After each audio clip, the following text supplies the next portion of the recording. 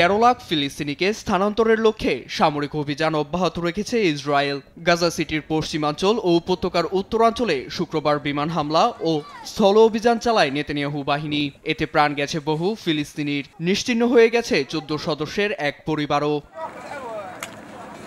গাজায় মানবিক সংকট উত্তরণে জাতিসংঘের সাধারণ অধিবেশনে ফিলিস্তিন ইসরায়েল দ্বিরাষ্ট্র প্রতিষ্ঠার প্রস্তাব তোলে ফ্রান্স ও সৌদি আরব। নিউ ইয়র্ক ঘোষণা হিসেবে পরিচিতি পাওয়া প্রস্তাবটিতে সমর্থন দেওয়ার আহ্বান জানান জাতিসংঘে নিযুক্ত ফ্রান্সের স্থায়ী রাষ্ট্রদূত জেরোম বোনাফন্ট।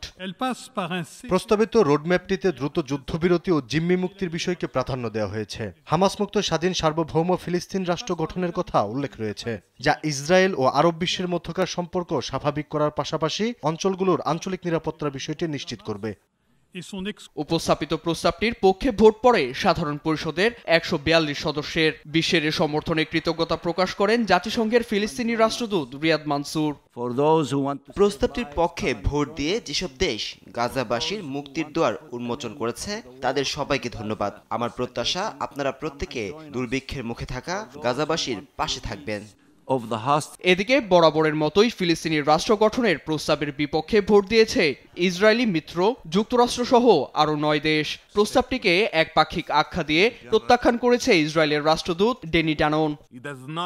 প্রস্তাবে হামাসকে সন্ত্রাসী তকমা দেয়া হয়নি। একপাক্ষিক প্রস্তাবের ধিক্কার জানাই।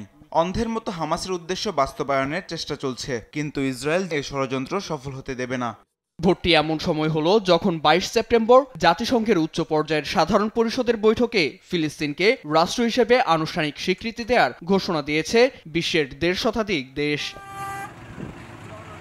নীরব দাস, নিউজ ডেস্ক, দেশ টিভি।